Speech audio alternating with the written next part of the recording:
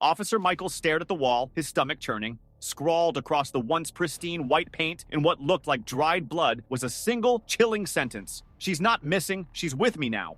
Below it, a crudely drawn symbol, like a twisted spider web, sent shivers down his spine. This wasn't just a missing person case anymore. This was something far more sinister. He glanced at the rest of the apartment, a whirlwind of overturned furniture and scattered belongings, a stark contrast to the neat and organized life Eleanor, the missing woman, was known for. What had happened here? And where was Eleanor? His partner, a rookie named Davis, looked pale. "Sir," he stammered, Do you think she's—" Michaels cut him off. "Don't jump to conclusions, Davis. We need to process the scene, gather evidence." "But," he added, his voice grim, "you're right to be concerned. This doesn't look good." He took a deep breath, trying to push down the rising panic. This was unlike anything he'd encountered in his years on the force. They had to find Eleanor, and they had to find her fast. But first, they needed to understand what they were dealing with. What secrets did this apartment hold? And what was the meaning of that terrifying message on the wall? The case had started simply enough. A concerned neighbor, Mrs. Henderson, had reported Eleanor missing. Eleanor, a quiet woman who lived alone, always kept to a strict routine. Every morning, she would leave for her job at the library at precisely 8 a.m., returning at 6 p.m. sharp. She would then water her plants on the balcony, visible from Mrs. Henderson's window, before disappearing inside for the night. But yesterday, Eleanor hadn't watered her plants, nor had she shown up for work that morning. Mrs. Henderson, worried, had tried knocking on her door, but there was no answer. She'd waited a few hours, Nung, increasingly anxious, before finally calling the police. When Michaels and Davis arrived at Eleanor's apartment building, nothing seemed out of place. The building was quiet, the neighbors mostly elderly folks who kept to themselves. Mrs. Henderson, a fluttery woman with worried eyes, met them in the hallway, her hands clasped tightly together. "Oh, officers, I'm so glad you're here. Poor Eleanor, I'm so worried about her. She's such a sweet woman, always so polite. I can't imagine where she could be." Michaels, a seasoned detective with a calm demeanor, reassured Mrs. Henderson. "Don't worry, ma'am. We'll take a look around. Do you have a key to her apartment?" Mrs. Henderson shook her head. "No, I don't. Eleanor is very private, you see. But I'm sure you can get in somehow." Davis, eager to impress his superior, stepped forward. "We can try the lock, sir. I've got a set of picks in the car." Michaels nodded. "All right, Davis, give it a shot." Davis, with a practiced hand, worked on the lock. It took him a few minutes, but finally, the lock clicked open. He pushed the door open, and they stepped inside. The apartment was small, but tidy, with a faint scent of lavender in the air. Sunlight streamed through the windows, illuminating the dust motes dancing in the air. Everything seemed normal, almost eerily so. "See, sir," Davis said, relief in his voice. "Maybe she just went away for a few days and forgot to tell anyone." Michaels, however, wasn't convinced. Something felt off. He walked further into the apartment, his eyes scanning the room. He noticed a half-finished cup of tea on the coffee table, a book lying open on the armchair, a pair of reading glasses resting on the armrest. It was as if Eleanor had just stepped away for a moment, expecting to return. He moved towards the bedroom, his footsteps muffled by the thick carpet. As he reached the doorway, he froze. The bedroom was in chaos. Clothes were strewn across the floor. Drawers were pulled out and emptied, and the bed covers were ripped off the bed. And on the wall, scrawled in what looked like blood, was that terrifying message. Davis, following close behind, gasped. "Oh my God," he whispered, his face pale. Michaels felt a chill run down his spine. This was no ordinary disappearance. This was something far more sinister. He turned to Davis, his voice firm. "Secure the scene, Davis. No one in or out. I'm calling for backup." As Davis rushed to the door, Michaels pulled out his phone and dialed headquarters. He needed forensic experts. He needed more manpower, and he needed them now. This case had just taken a dark and disturbing turn. Michaels paced the small living room, his mind racing. The bloody message, the ransacked bedroom, it all pointed towards something truly horrific. He examined the message again, trying to decipher the strange symbol beneath it. It looked almost like a spider web, but with jagged edges and strange symbols woven into its design. He'd never seen anything like it before. He knelt down, his eyes scanning the floor. There were no signs of forced entry, which meant Eleanor likely knew her attacker. Or had she let them in willingly? The thought sent a shiver down his spine. He noticed a small, ornate box lying overturned on the floor, its contents spilled out. He carefully picked it up, recognizing it as a jewelry box. It was empty except for a single tarnished silver locket. He picked it up, turning it over in his hands. It was old, with intricate carvings on its surface. He tried to open it, but it was stuck. Just then he heard the sirens approaching. Backup had arrived. He straightened up, putting the locket in his pocket. He needed to get this place processed, and fast. Every second counted. The forensic Team swarmed the apartment, their movements efficient and practiced. They dusted for fingerprints, collected hair and fiber samples, and photographed every inch of the scene. Michaels watched them work, his anxiety growing with each passing minute. The lead forensic investigator, a sharp-eyed woman named Dr. Lee, approached him, her expression grim. "We've got something, detective," she said, pointing towards a small, dark stain on the carpet. "Looks like blood. We'll need to run tests, but it's definitely human." Michaels felt a knot tighten in his stomach. "Any sign of a struggle?" he asked. Dr. Lee nodded. "There are signs of a struggle in the bedroom, but it's hard to say for sure what happened. The apartment's been tossed pretty thoroughly. It's possible the attacker was trying to cover their tracks." Michaels sighed. This was turning into a nightmare. He looked towards the bedroom door, his gaze drawn to the chilling message on the wall. "She's not missing. She's with me now." The words echoed in his mind, sending a shiver down his spine. Who had written those words? And where was Eleanor now? Hours later, the forensic team had finished their initial sweep of the apartment. Michael sat at his desk, reviewing the preliminary report.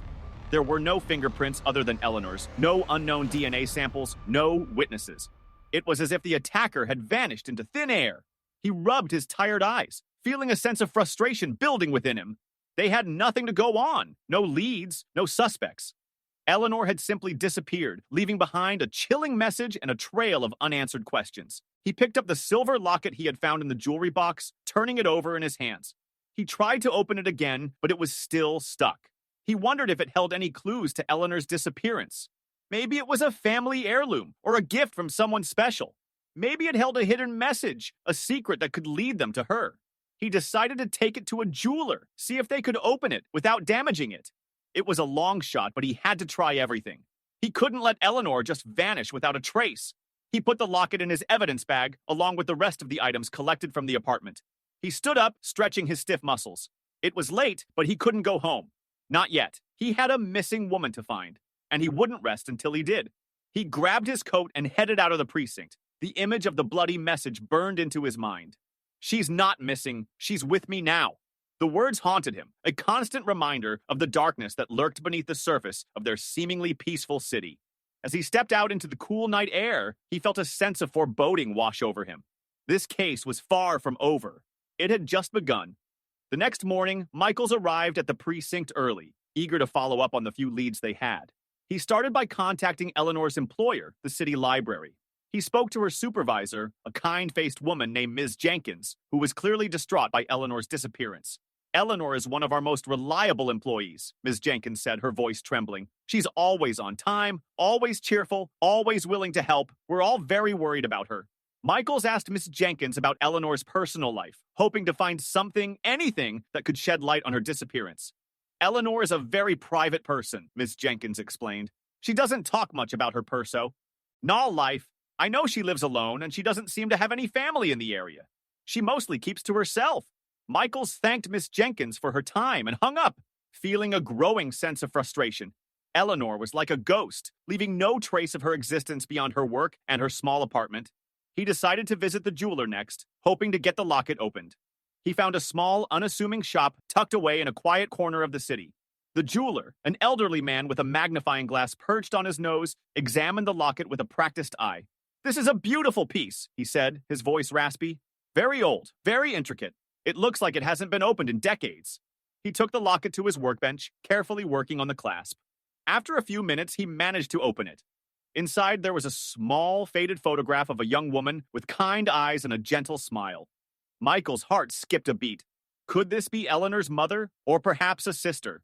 He thanked the jeweler and rushed back to the precinct, eager to show the photograph to Dr. Lee.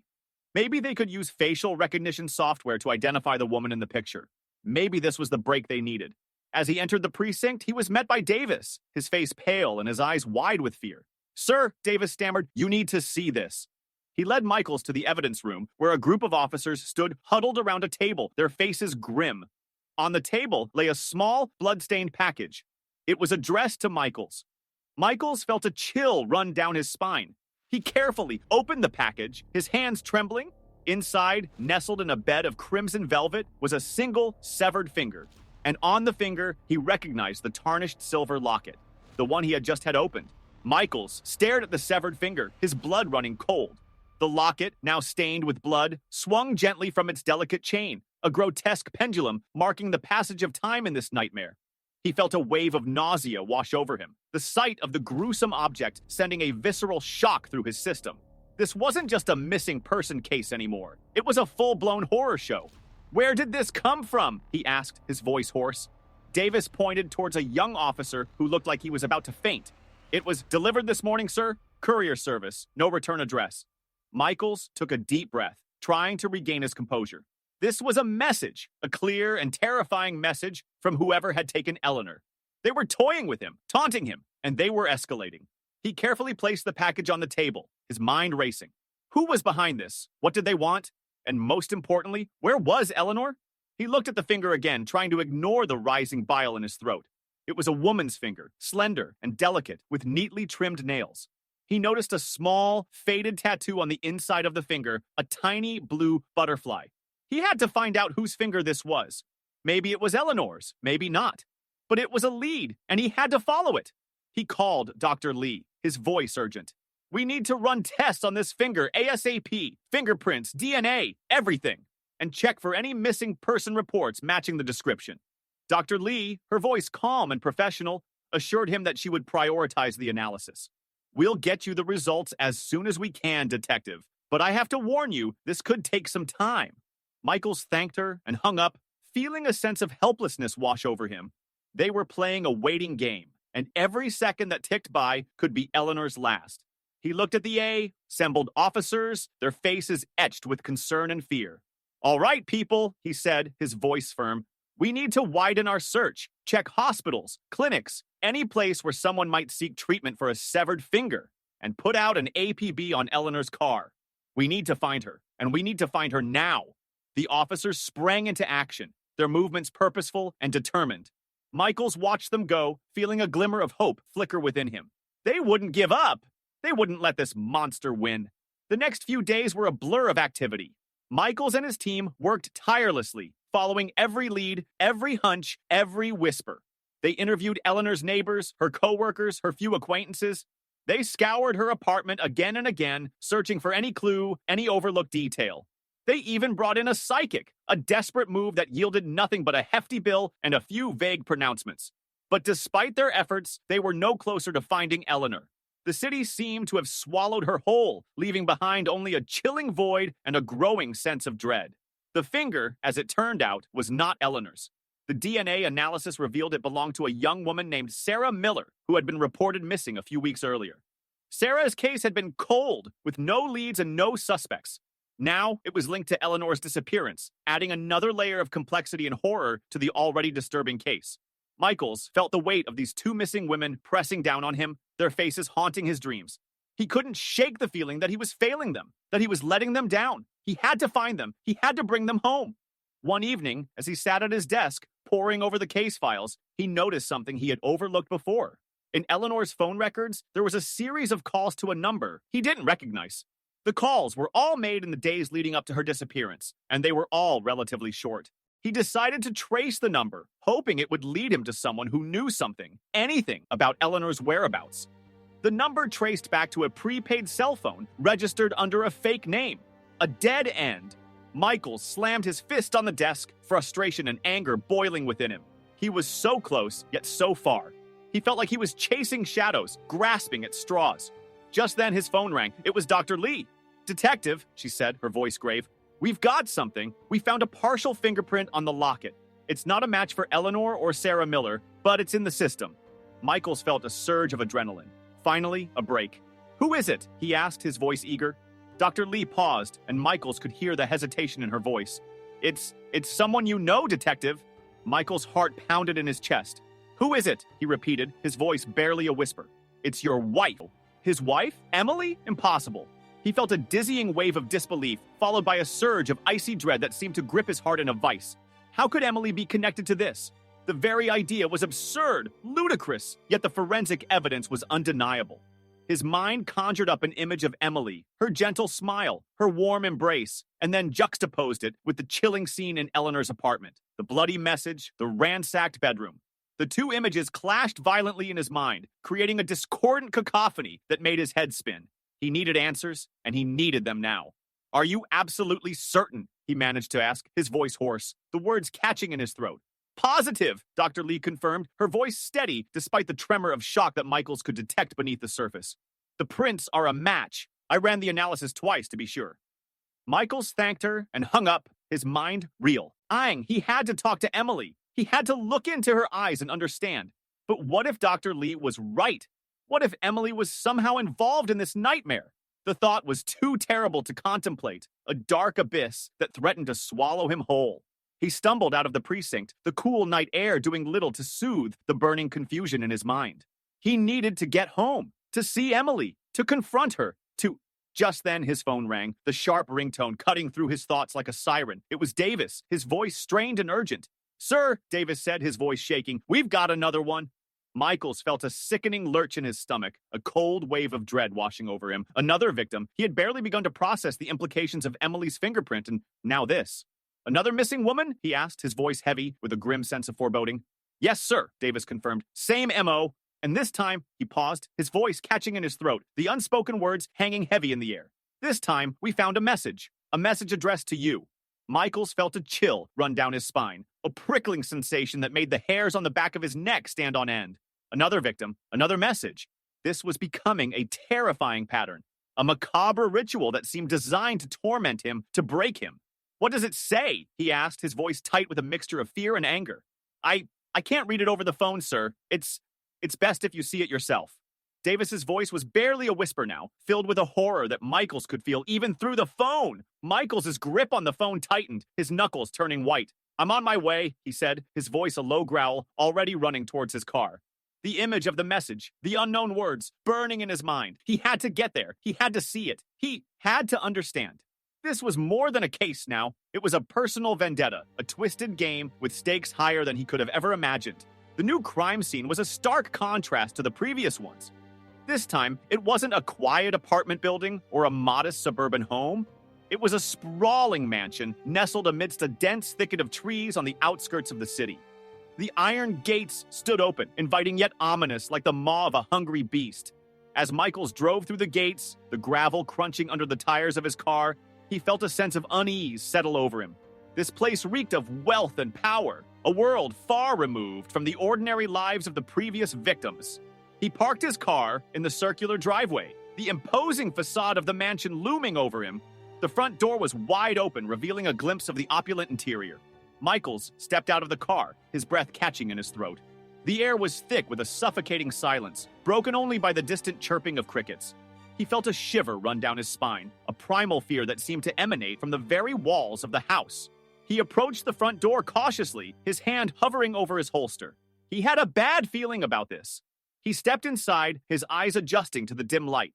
The foyer was grand, with a sweeping staircase and a crystal chandelier that sparkled like 1,000 stars. But the beauty of the surroundings was marred by the chilling sight of a blood trail leading from the foyer into the depths of the house. Michaels followed the trail, his heart pounding in his chest. He passed through a series of lavishly decorated rooms, each one more opulent than the last. But the splendor of the furnishings couldn't mask the sense of dread that permeated the air. The blood trail led him to a library, its shelves lined with leather-bound books and antique globes. In the center of the room, sprawled on a Persian rug, lay the victim.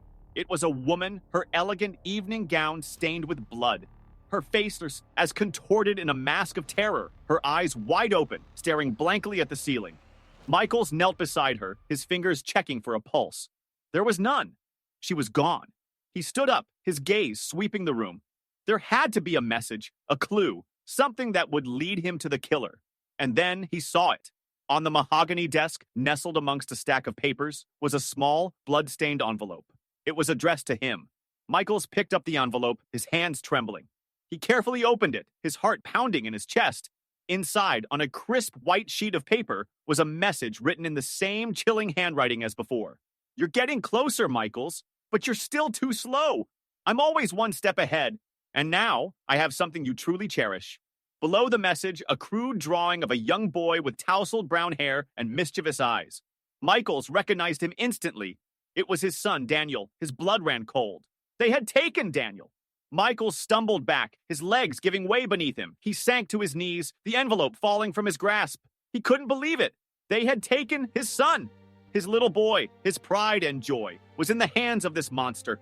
He clenched his fists, his nails digging into his palms. He had to find Daniel. He had to find him now. He scrambled to his feet, his mind racing. He had to get back to the precinct. He had to mobilize every available resource. He had to find his son. He rushed out of the mansion. The image of Daniel's smiling face burned into his mind. He jumped into his car, his hands shaking as he fumbled with the keys. He slammed his foot on the accelerator, the car lurching forward. He sped down the driveway, the gravel spitting from under the tires. He had to get to Daniel. He had to get to him before it was too late. The drive back to the precinct was a blur of flashing lights and blaring sirens. Michaels pushed his car to its limits, weaving through traffic with a reckless abandon he had never displayed before. His mind was a maelstrom of fear and anger, the image of his son's innocent face fueling his desperate race against time. He burst into the precinct, his entrance causing a ripple of surprise amongst his colleagues. He ignored their startled glances and headed straight for Davis, his voice a strained whisper. "They have him! They have Daniel!" Davis's face paled. "What? Who?" Michaels thrust the blood-stained envelope into his hands. "They left this at the latest crime scene. They took him." Davis scanned the message, his eyes widening with horror. He looked up at Michaels, his voice filled with concern. "Sir, we need to get a team out there now. We need to—" "No!" Michaels interrupted, his voice firm. "This is personal. I'm going alone." Davis tried to protest, but Michaels silenced him with a look. "This is my son, Davis. I'm not letting anyone else risk their lives for him." He turned and headed for the armory, his movements purposeful and determined. He grabbed his service weapon and a bulletproof vest, his hands shaking with a mixture of adrenaline and fear. He had to get to Daniel. He had to get to him before it was too late. The mansion loomed before him, its dark silhouette casting an ominous shadow over the moonlit landscape. Michaels approached it with a mixture of caution and determination. He knew he was walking into a trap, but he didn't care. He would face any danger, any threat to save his son. He crept through the open front door, his senses on high alert.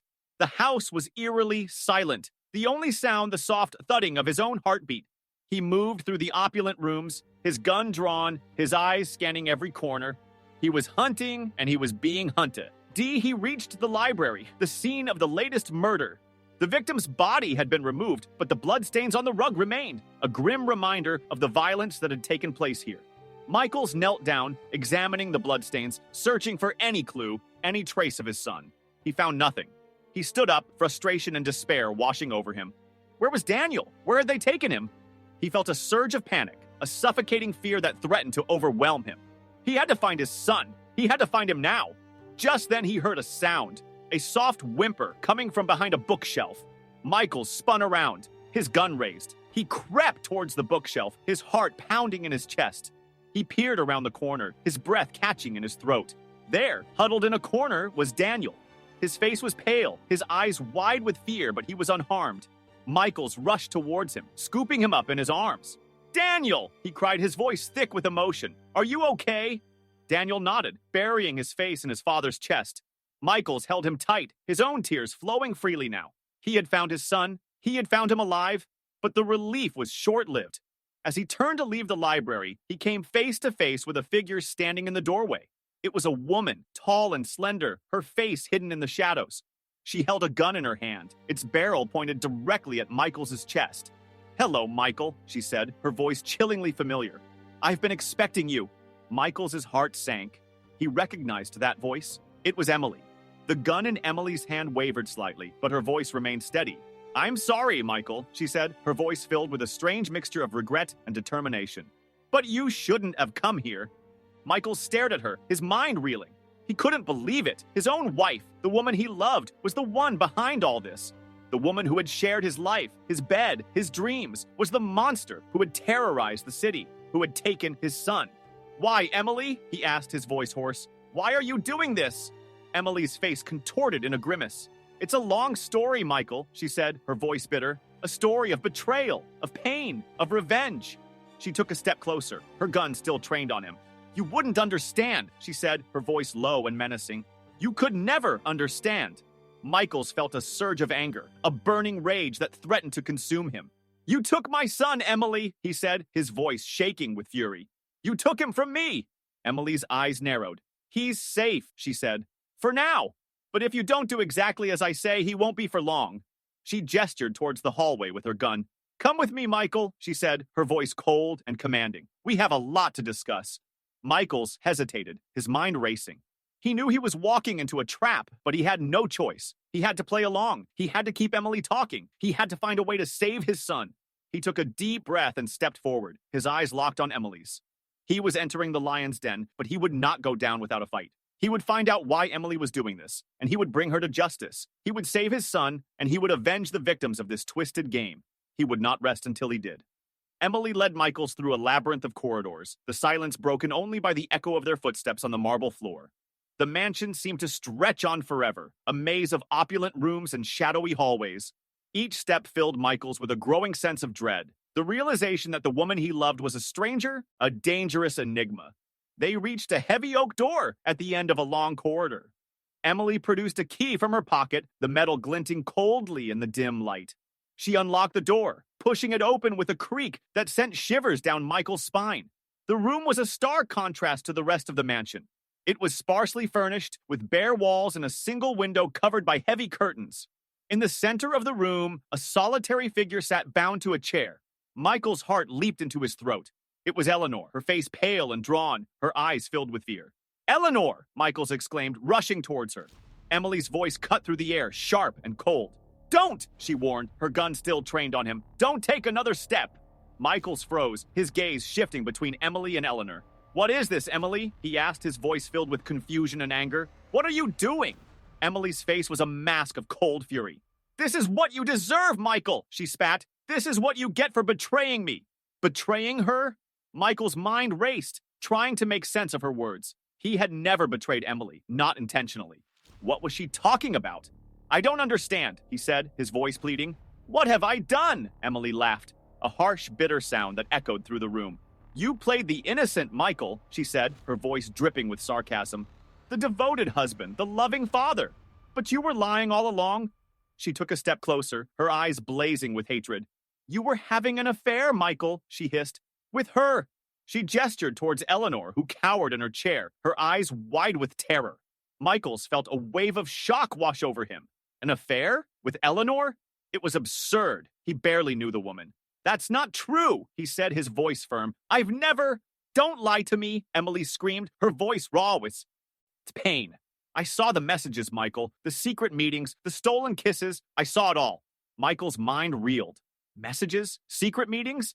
He had no idea what she was talking about. He had never been unfaithful to Emily, not even in thought. "Emily, you're wrong," he pleaded. "I swear, I've never—" "Shut up!" Emily cut him off, her voice filled with rage. "I don't want to hear your lies anymore." She raised her gun, pointing it at Eleanor. "She's the reason our marriage fell apart," she said, her voice trembling with fury. "She's the one who stole you from me." Michaels felt a surge of adrenaline. He had to do something. He had to stop Emily before she hurt Eleanor.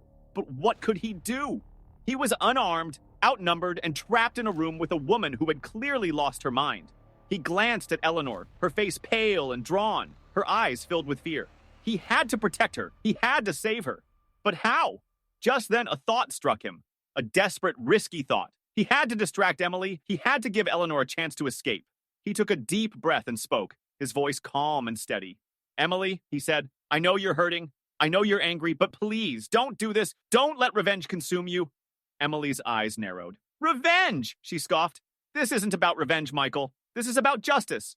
"Justice?" Michaels repeated, his voice filled with disbelief. "You call this justice? Kidnapping innocent women, terrorizing the city, holding my son hostage?" Emily's face hardened. "They deserve it," she said, her voice cold and emotionless. "They all deserve it." Michaels shook his head, his heart sinking. Emily was beyond reason, beyond redemption. He had to find a way to stop her. But how? He glanced at Eleanor again, a silent plea for help in his eyes. Eleanor, sensing his desperation, nodded slightly. She understood. Michaels took a deep breath and launched himself at Emily, his body a battering ram. He tackled her to the ground, the gun clattering away across the floor. Emily screamed, her fury unleashed as she struggled against him, her nails raking at his face. Michaels held on tight, his adrenaline pumping. He had to keep Emily pinned down. He had to give Eleanor time to escape. Eleanor, run, he yelled, his voice strained. Get out of here! Eleanor hesitated for a moment, her eyes darting between Michael's and Emily. Then, with a sudden burst of courage, she scrambled to her feet and ran towards the door. Emily, realizing what was happening, renewed her struggle, her strength surprising Michael's. She managed to wriggle free, scrambling for the gun. Michaels lunged for her again, but it was too late. Emily grabbed the gun, pointing it at Eleanor's fleeing figure. No! Michaels screamed, his voice filled with despair. A shot rang out, echoing through the mansion. Sound reverberated through the room, a sharp crack that punctuated the tense silence. Michaels watched in horror as Eleanor stumbled, her hand flying to her shoulder. She cried out in pain, her body crumpling to the floor. No! Michaels roared, his voice filled with anguish. He scrambled to his feet, his eyes fixed on Eleanor, who lay writhing in pain, blood blooming on her white blouse. Emily stood frozen, the gun still smoking in her hand. Her face was a mask of shock, her eyes wide with disbelief. She had shot Eleanor. She had actually shot her. Michaels lunged at Emily, his fury unleashed. He wrestled the gun from her grasp, tossing it aside. He grabbed her by the shoulders, shaking her violently. What have you done? He screamed, his voice raw with pain and anger. What have you done? Emily stared back at him, her eyes filled with a chilling emptiness. She deserved it, she whispered, her voice barely audible. Michaels recoiled as if he had been struck.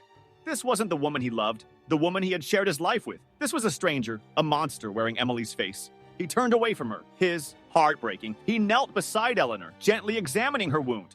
The bullet had grazed her shoulder, a painful but non-fatal injury.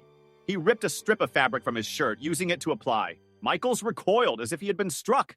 This wasn't the woman he loved, the woman he had shared his life with. This was a stranger, a monster wearing Emily's face. He turned away from her, his heart breaking. He knelt beside Eleanor, gently examining her wound. The bullet had grazed her shoulder, a painful but non-fatal injury. He ripped a strip of fabric from his shirt, using it to apply pressure to the wound. Eleanor, he said, his voice soft and reassuring. You're going to be okay, just hang in there. Eleanor looked up at him, her eyes filled with pain and confusion. Michael, she whispered, her voice weak. I don't understand. Michaels gently stroked her hair, trying to comfort her. It's okay, he said. It's all going to be okay. He looked up at Emily, who stood frozen in the doorway, her face pale and drawn. Call an ambulance, he ordered, his voice cold and hard. Emily hesitated for a moment, then nodded slowly. She turned and stumbled out of the room, her footsteps echoing through the silent mansion. Michaels turned back to Eleanor, his heart aching for her. He had failed to protect her. He had failed to prevent her from being hurt. He had failed her, just as he had failed the other victims. He gently lifted her into his arms, carrying her out of the room. He would get her to safety. He would make sure she received the medical attention she needed. He would not fail her again. As the ambulance sped away, carrying Eleanor to the hospital, Michael stood on the front steps of the mansion, watching the flashing lights disappear into the distance. He felt a wave of exhaustion wash over him, the adrenaline draining from his body. He turned and walked back into the house, his footsteps heavy and slow. He found Emily sitting in the library, her head buried in her hands. He approached her cautiously, his heart filled with a mixture of anger and pity. Eileen, he said, his voice soft but firm. We need to talk. Emily looked up at him, her eyes red and swollen. I'm so sorry, Michael, she said, her voice trembling. I didn't mean to hurt her. Michael sighed. I know you didn't, Emily, he said, but you did, and you need to face the consequences of your actions. Emily nodded slowly. I know, she said. I'm ready to face them. Michael sat down beside her, taking her hand in his. He looked into her eyes, searching for the woman he loved, the woman he had married. But all he saw was a stranger, a woman broken by pain and consumed by darkness. What happened, Emily? He asked, his voice gentle. What made you do this? Emily took a deep breath, her body trembling. It started with the messages, she said, her voice barely a whisper. I found them on your phone, Michael. Messages from another woman.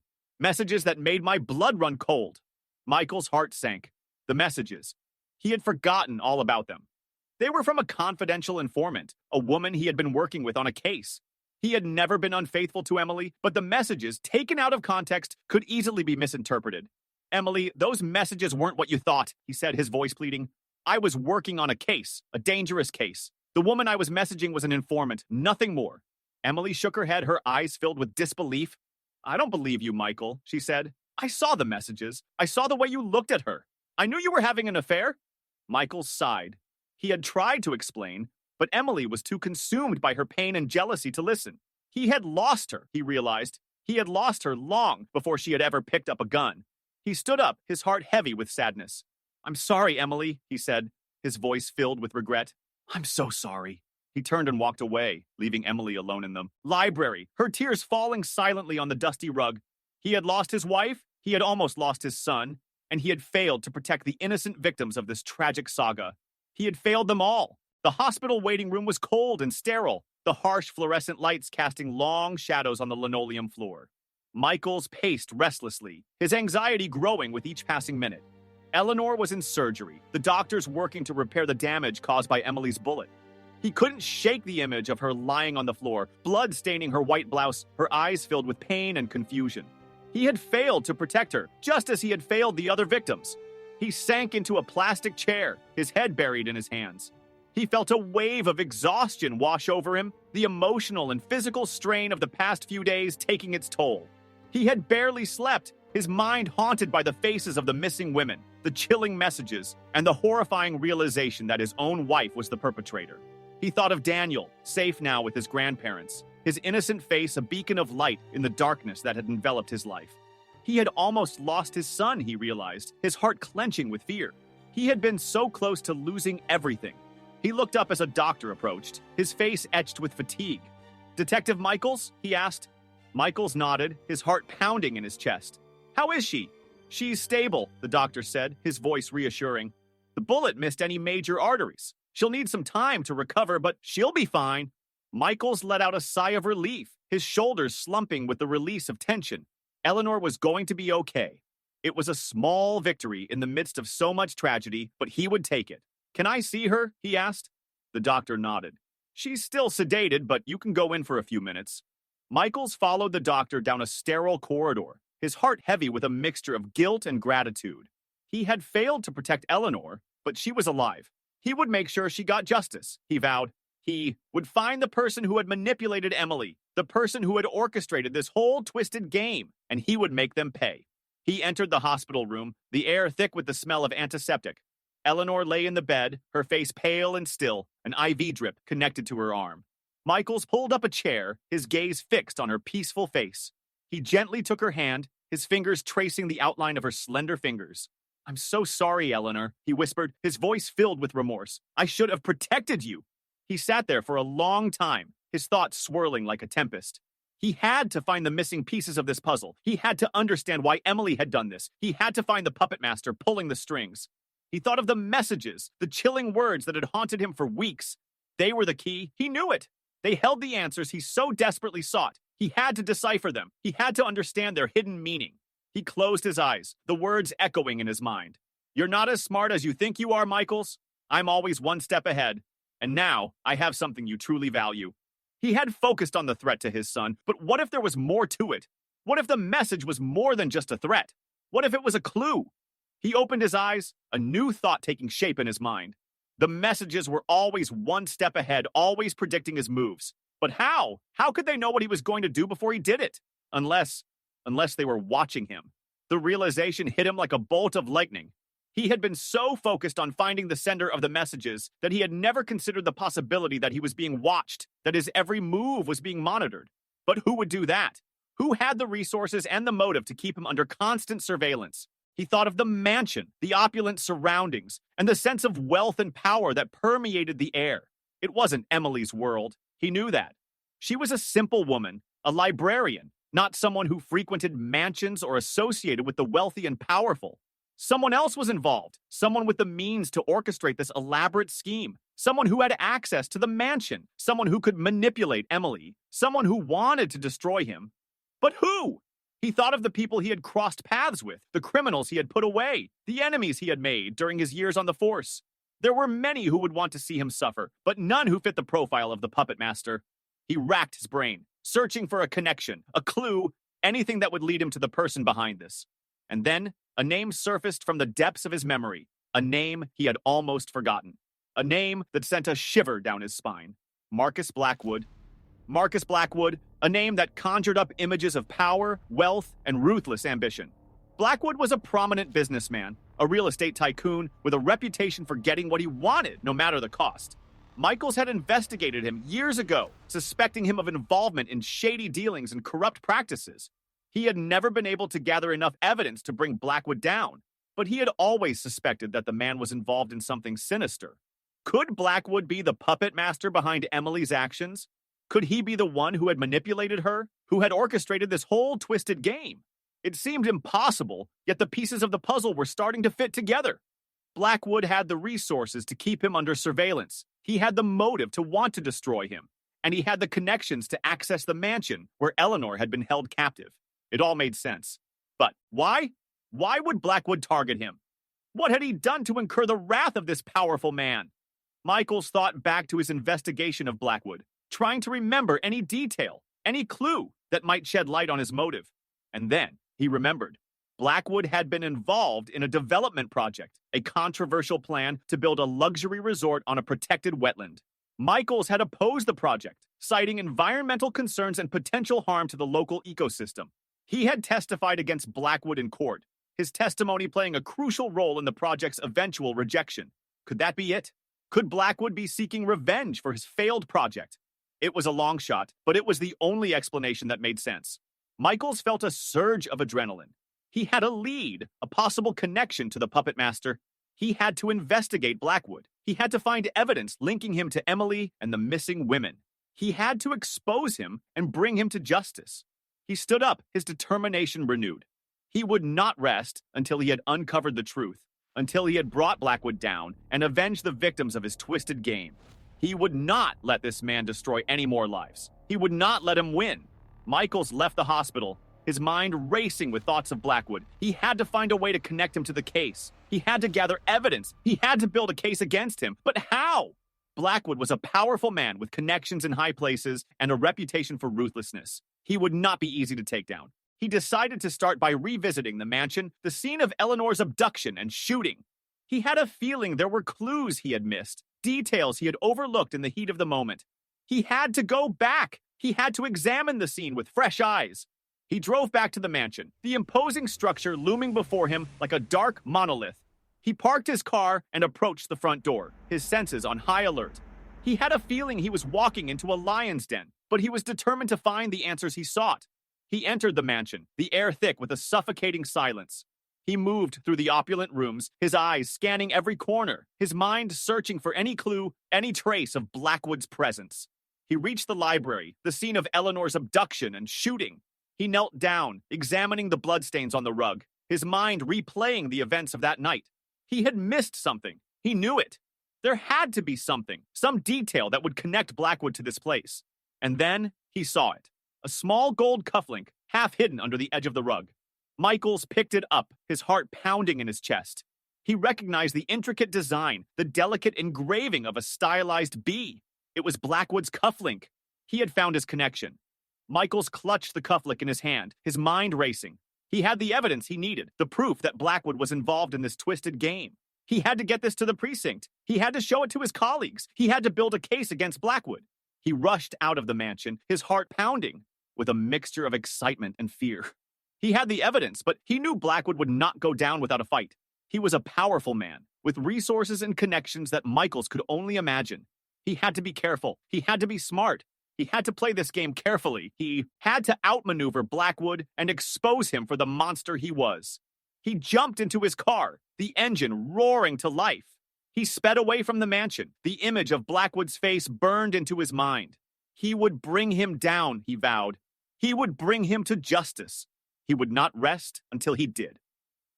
The precinct buzzed with a renewed energy. Michael's discovery of the cufflink had injected a much-needed dose of adrenaline into the investigation. His colleagues, who had been growing weary and demoralized, now rallied around him, their determination reignited. Michaels laid the cufflink on the table in the conference room, its golden gleam catching the light. This, he declared, his voice firm and resolute, belongs to Marcus Blackwood.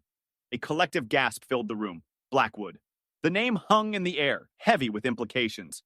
Even the most jaded detectives couldn't help but feel a surge of excitement. This was big. "Are you sure, Michaels?" Captain Henderson asked, his voice laced with caution. "Blackwood is a powerful man. We need to be certain before we make any accusations." "I'm certain, Captain," Michaels replied, his voice unwavering.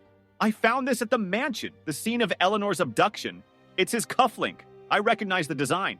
Captain Henderson nodded, his eyes gleaming with a newfound determination. All right, Michaels, he said. We'll run it through forensics, get a confirmation.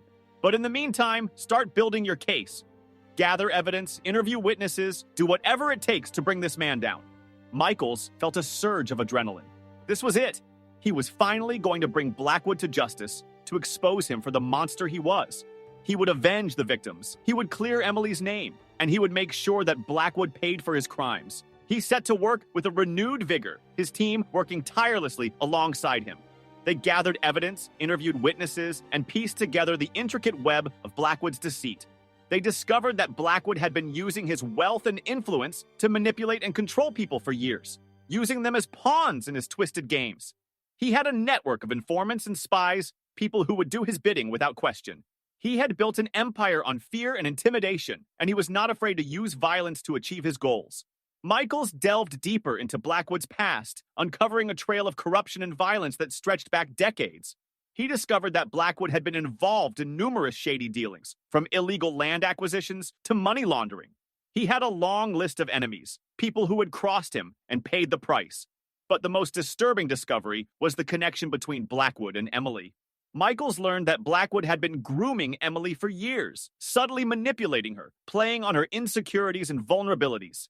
He had planted the seeds of doubt in her mind about Michael's fidelity, feeding her false information and manipulating events to make her believe that he was having an affair. He had slowly poisoned her mind, turning her love into hatred, her trust into suspicion. Michaels was horrified. He had never imagined that Blackwood was capable of such cruelty, such calculated manipulation. He had underestimated the man's ruthlessness, his willingness to destroy lives to achieve his own ends. He felt a surge of anger, a burning rage that threatened to consume him. He would bring Blackwood down, he vowed. He would expose him for the monster he was, and he would make him pay for the pain and suffering he had caused. The investigation intensified, the net closing in on Blackwood. Michaels and his team works Ed day and night, gathering evidence, interviewing witnesses, and building their case. They were determined to bring Blackwood to justice, to put an end to his reign of terror. But Blackwood was not a man to be underestimated. He was cunning and resourceful, with a network of loyal followers and a vast fortune at his disposal. He was a master manipulator, able to twist the truth and evade justice. He hired the best lawyers, the most skilled PR team, and the most ruthless private investigators. He launched a counter-offensive, spreading disinformation and discrediting Michaels and his team. He used his influence to pressure witnesses and obstruct the investigation. Michaels found himself facing an uphill battle, the odds stacked against him. But he refused to give up. He knew that Blackwood was guilty, and he was determined to expose him, no matter the cost. He worked tirelessly, following every lead, every clue, every whisper. He interviewed Blackwood's associates, his employees, his former lovers. He dug deeper into his past, uncovering a web of deceit and corruption that spanned decades. He was closing in. He could feel it. He was getting closer to the truth, closer to bringing Blackwood down. But he knew that Blackwood was a dangerous man, a man who would stop at nothing to protect himself. He had to be careful. He had to be smart. He had to outmaneuver Blackwood. He had to anticipate his every move. He was playing a dangerous game, a game with high stakes. But he was determined to win. He would not rest until Blackwood was behind bars, until justice was served. The evidence against Blackwood mounted. Forensic analysis confirmed the cufflink belonged to him, placing him at the scene of Eleanor's abduction. Witnesses came forward, some reluctantly, others with a sense of relief at finally being able to speak out against the man who had held them in his thrall for so long. The picture that emerged was one of a ruthless, calculating individual who used his wealth and influence to manipulate and control those around him. Michaels felt a sense of satisfaction as the net tightened around Blackwood. He was finally going to bring this man to justice, to expose him for the monster he was. But he knew that Blackwood wouldn't go down without a fight. He was a cornered animal, and cornered animals were dangerous. Blackwood's counteroffensive was swift and brutal. He used his vast fortune to hire the best legal team money could buy, lawyers who specialized in twisting the truth and exploiting loopholes. He launched a smear campaign against Michaels, painting him as a rogue cop with a vendetta, a man driven by personal ambition rather than a desire for justice. He planted stories in the media, casting doubt on the evidence and discrediting the witnesses.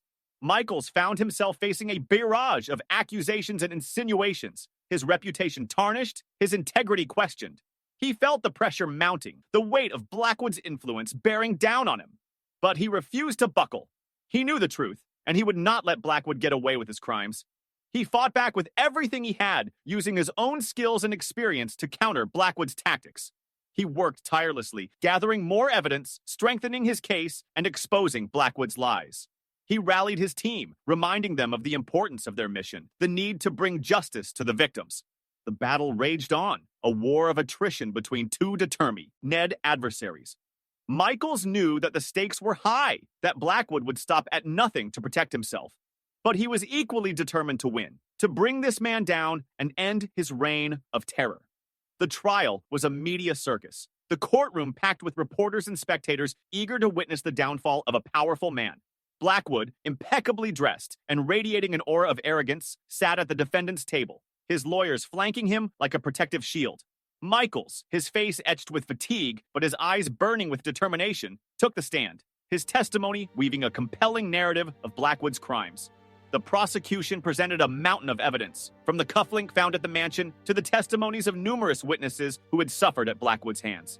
They painted a picture of a man who used his wealth and influence to manipulate and control, a man who was not above using violence to achieve his goals.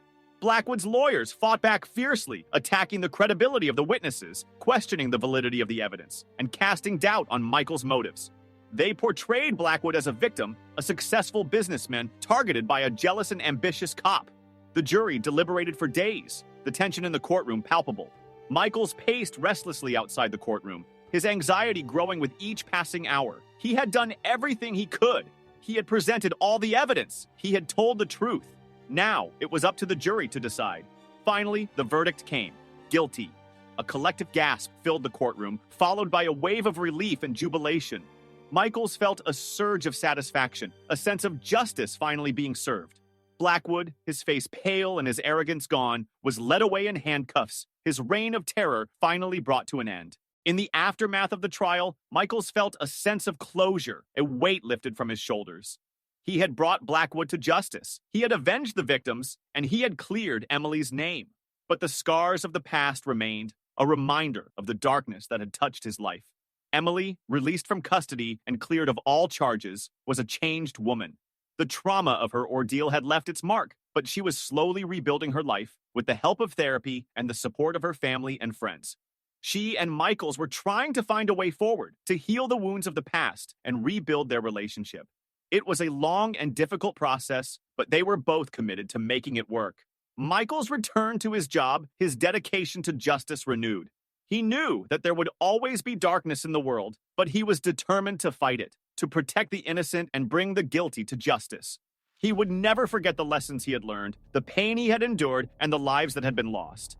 He would carry those memories with him, a reminder of the importance of his work, the need to always seek the truth, no matter the cost. Life slowly began to return to a semblance of normalcy. The media frenzy surrounding the Blackwood case subsided, the headlines fading into the background noise of everyday life. Emily was making progress in therapy, the dark clouds of manipulation and paranoia beginning to lift. Daniel, back home with his parents, was his usual cheerful self, the trauma of his abduction fading with each passing day. Michaels, though still haunted by the events of the past few months, found solace in his work. He threw himself into his cases, his dedication to justice renewed. He felt a sense of purpose, a need to make a difference in the world, to protect the innocent and bring the guilty to justice. But the shadows of the saint lingered. The memory of the missing women, their faces forever etched in his mind, served as a constant reminder of the darkness that lurked beneath the surface of their seemingly peaceful city.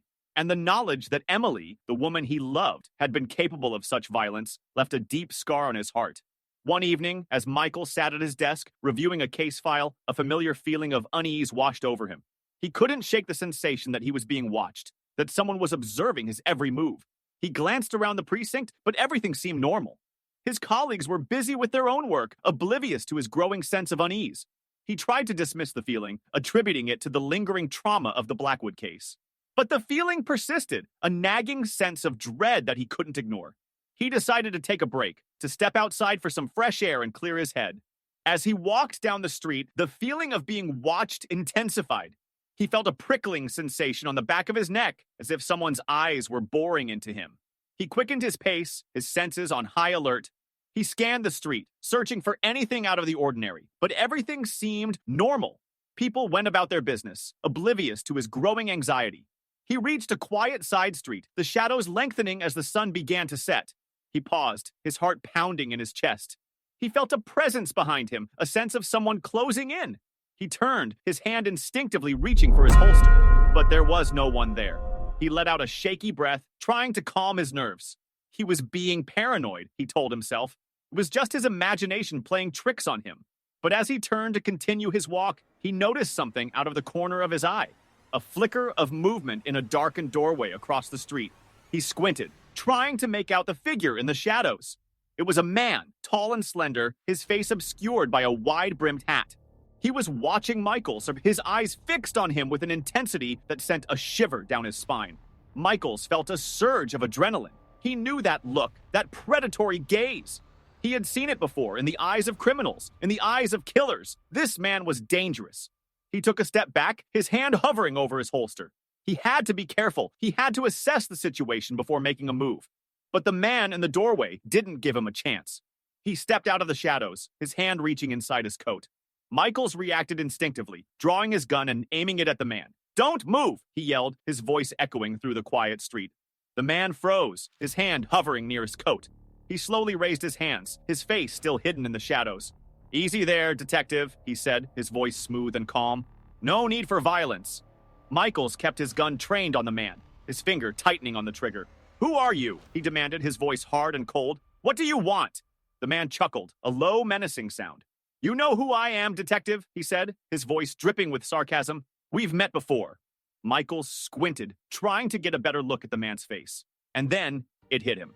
He recognized the voice, the arrogant tone, the chillingly familiar cadence. It was Marcus Blackwood. Michaels felt a wave of shock wash over him. Blackwood. He was supposed to be in prison, locked away for his crimes. How was he here? How had he escaped?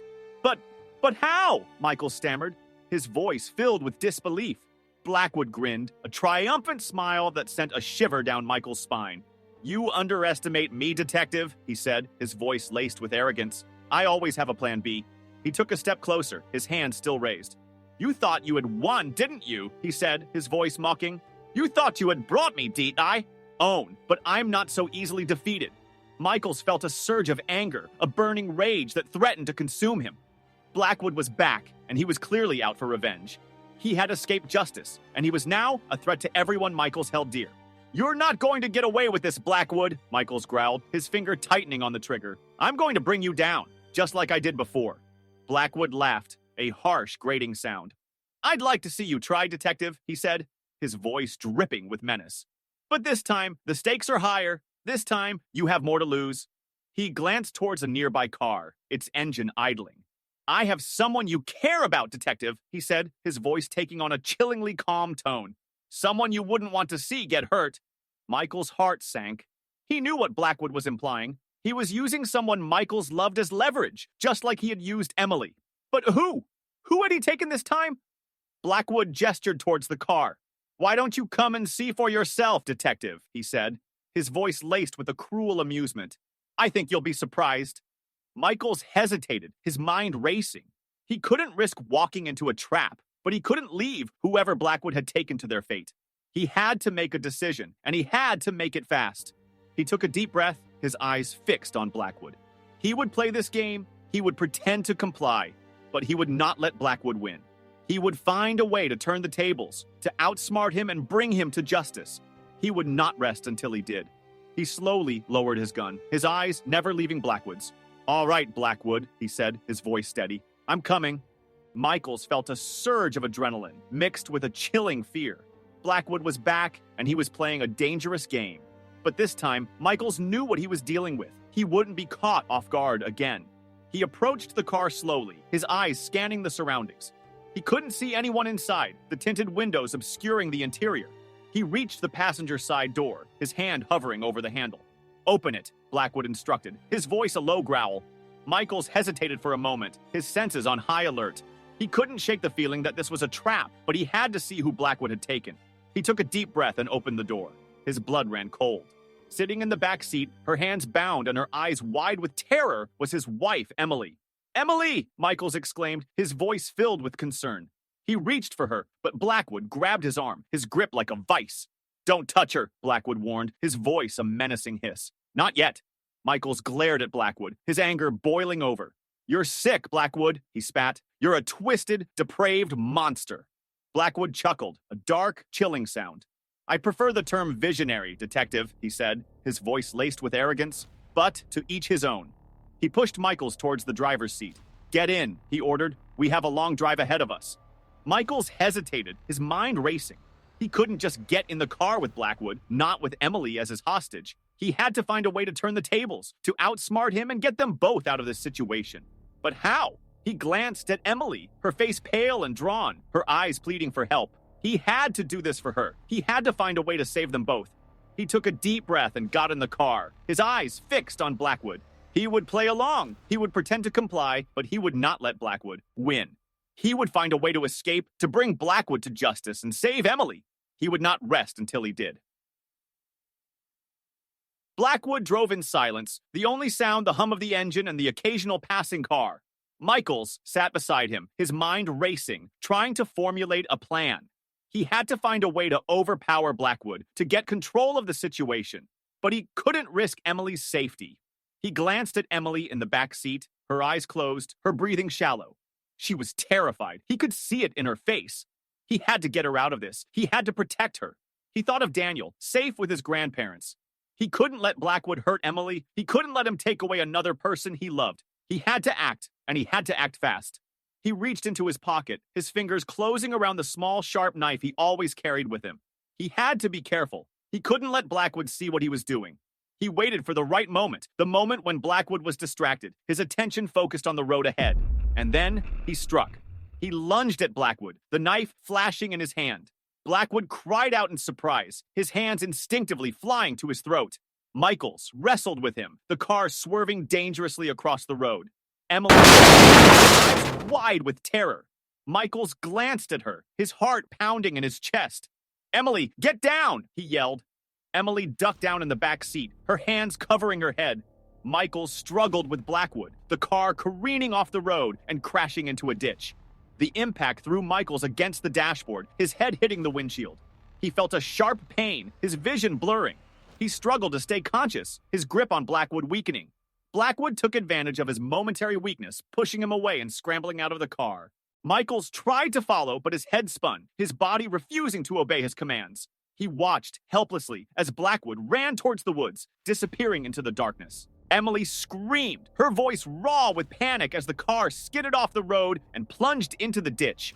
The world spun around her, a chaotic blur of trees and sky. She braced herself for the impact, her heart pounding in her chest. The car slammed to a halt, the force of the crash throwing her against the back seat. Disoriented and dazed, she struggled to regain her bearings. Her ears rang, and a sharp pain throbbed in her head. She looked around frantically, her eyes searching for Michaels. He was slumped over the steering wheel, his head resting against the airbag. Blood trickled down his forehead, staining the white fabric. Michael, she cried, her voice filled with fear. She scrambled over the seat, her hands reaching for him. Michael, are you okay? He groaned, his eyes fluttering open. He looked at her, his gaze unfocused. Emily, he mumbled, his voice weak. Relief washed over her. He was alive. She gently touched his face, her fingers tracing the outline of the wound on his forehead. You're bleeding, she said, her voice trembling. I'm fine, he said, trying to sit up. But a wave of dizziness forced him back against the seat. Blackwood, he muttered, his eyes searching the surroundings. Emily followed his gaze. The driver's side door hung open, and Blackwood was nowhere to be seen. He's gone, she said, her voice filled with a mixture of fear and anger. Michaels cursed under his breath. He had let Blackwood escape again. He had failed to protect Emily. He had failed to bring Blackwood to justice. He felt a wave of despair wash over him. We have to get out of here, Emily said, her voice urgent. He could come back. Michaels nodded, forcing himself to focus. He had to get Emily to safety. He had to get them both out of this situation. He reached for the door handle, but his hand wouldn't obey his commands. His body ached and his head spun. I can't. Emily pulled into the parking lot, her heart pounding in her chest. She looked at Michaels, his eyes closed, his breathing shallow. She had to get him inside. She had to get him some rest. She gently shook him awake. Michael, she said, her voice soft. We're here. He opened his eyes, his gaze unfocused. He looked around, his expression confused. Where are we? He asked, his voice hoarse. We're safe, she said, her voice reassuring. We're at a motel. He nodded slowly, his eyes closing again. Help me inside, he mumbled. She helped him out of the car, his arm draped over her shoulder. He leaned heavily against her, his body weak and trembling. She managed to get him inside the motel room, laying him gently on the bed. She looked at him, her heart aching for him. He was exhausted, injured, and vulnerable. She had to protect him. She had to make sure he was okay. She went to the bathroom, wetting a washcloth with cool water. She returned to the bed, gently wiping the blood from his forehead. He stirred, his eyes fluttering open. Emily, he whispered, his voice filled with gratitude. I'm here, she said, her voice soft and reassuring. You're safe now. He reached for her hand, his fingers intertwining with hers. Thank you, he said, his voice barely a whisper. She smiled, her heart filled with love for him. She would always be there for him. She would always protect him. They would get through this together. She knew it. They would defeat Blackwood, and they would reclaim their lives. She leaned down and kissed him gently, her lips brushing against his. He closed his eyes, his breathing becoming deep and even. He was asleep. Emily watched him, her heart filled with a mixture of love and fear. She had almost lost him, she realized. She couldn't let that happen again. She would do whatever it took to protect him, to keep him safe. She sat beside him, her hand resting on his chest. She would stay with him. She would watch over him until he woke up. She would not leave his side. She would never leave his side. Chapter 8, Part 2. Morning arrived, casting a pale light through the grimy window of the motel room. Emily woke with a start, her heart pounding. She had fallen asleep beside Michael's, her hand still clasped in his. He was still asleep, his breathing deep and even. The bandage on his forehead was a stark reminder of their harrowing escape from Blackwood. She gently disentangled her hand from his and rose from the bed, careful not to disturb him. She needed to think, to plan their next move. Blackwood was still out there, a predator lurking in the shadows, waiting to strike again. They couldn't stay here, hiding in this rundown motel. They had to find a way to stop him, to end his reign of terror once and for all. But how? She paced the small room, her mind racing. They couldn't go to the police, not yet. Blackwood had too much influence, too many connections. He would find a way to discredit them, to twist the truth, to escape justice once again. They needed concrete evidence, something that would expose him, something that would convince the authorities to take action. But what? She thought of the mansion, the scene of their last encounter with Blackwood. There had to be something there, some clue, some piece of evidence that would incriminate him. But what? And how could they get it without risking their lives? She glanced at Michael's, still sleeping peacefully. He needed to rest, to recover from his injuries. She couldn't ask him to go back to that place, not yet. But she couldn't just sit here and wait for Blackwood to find them. She had to do something. An idea began to form in her mind, a risky, daring plan. She would go back to the mansion alone. She would search for evidence, for anything that would expose Blackwood and bring him down. It was a dangerous plan, she knew. But she was tired of being a victim, tired of running and hiding. She would fight back. She would take the fight to Blackwood. She would not let him win. She looked at Michael's again, his face relaxed in sleep. She would do this for him. She would protect him, even if it meant risking her own life. She gently kissed his forehead, a silent promise of her love and determination. Then she turned and walked out of the room, her heart pounding with a mixture of fear and resolve. She would not back down. She would not give up. She would bring Blackwood to justice. The mansion loomed before her, its imposing facade casting a long shadow in the afternoon sun. Emily approached it cautiously, her heart pounding in her chest. She had been here before, but this time she was alone. She slipped through the unlocked front door, her senses on high alert. The house was eerily silent, the only sound the soft thudding of her own heartbeat. She moved through the opulent rooms, her eyes scanning every corner, searching for any clue, any piece of evidence that would incriminate Blackwood. She reached the library, the scene of her abduction and Michael's injury. The memories of that night flooded back, sending a shiver down her spine.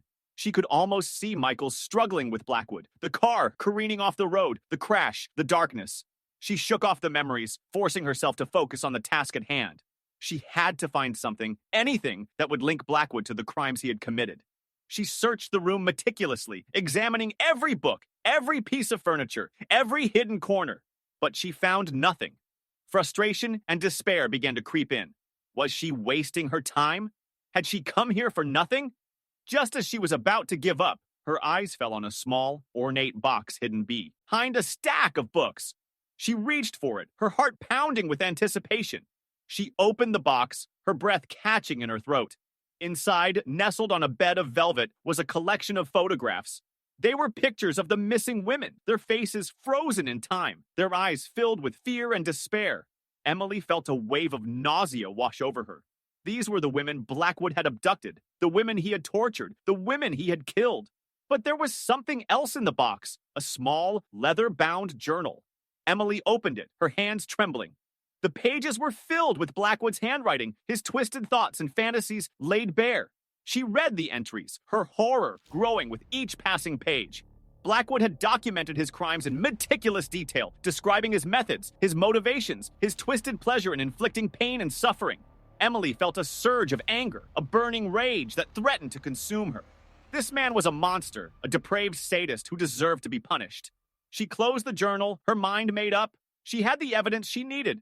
She would expose Blackwood. She would bring him to justice. She would make him pay for his crimes. She left the mansion, the journal clutched tightly in her hand. She had risked her life, but she had found what she was looking for. She had the weapon she needed to defeat Blackwood. She would not let him win. She would not let him hurt anyone else. She would destroy him. Along with Detective Michael, her husband, Emily worked tirelessly to dismantle the shadowy empire of a man known as Blackwood. Born as Nathaniel Grayson, his life of crime was shaped by a deeply troubled upbringing. His father, Charles Grayson, was a feared drug baron who ran an international smuggling network. When Nathaniel was just 6 months old, his kind-hearted mother passed away unexpectedly, leaving a void in his life. Charles quickly remarried, and Nathaniel was raised by his cold and manipulative stepmother who viewed him as nothing more than an inconvenience. Under his father's tutelage, Nathaniel grew into a man devoid of empathy. Trained to see human lives as commodities, he eventually took over and expanded his father's empire. Presenting himself as a successful entrepreneur, Nathaniel secretly operated a dark network of child abductions, human trafficking, and exploitation of women under the guise of elite companionship services. He preyed on the vulnerable, using fear and manipulation to sustain his operation for years. Emily and Officer David's persistence unearthed damning evidence, hidden transaction records, survivor testimonies, and ties to over 700 crimes. The case was brought to a professional lawyer who meticulously laid out Nathaniel's crimes in court. The trial exposed the full extent of his atrocities, and the judge handed down the ultimate sentence, death by hanging. Justice was finally served, and Nathaniel Grayson, alias Blackwood, was executed. The weight of justice may be slow, but it is unrelenting. No matter how powerful the monster, truth will always find a way to destroy its lair. Behind every shattered life is a cry for justice, and today, that cry was answered. The evil we tolerate is the evil that thrives. Justice is the courage to say no more,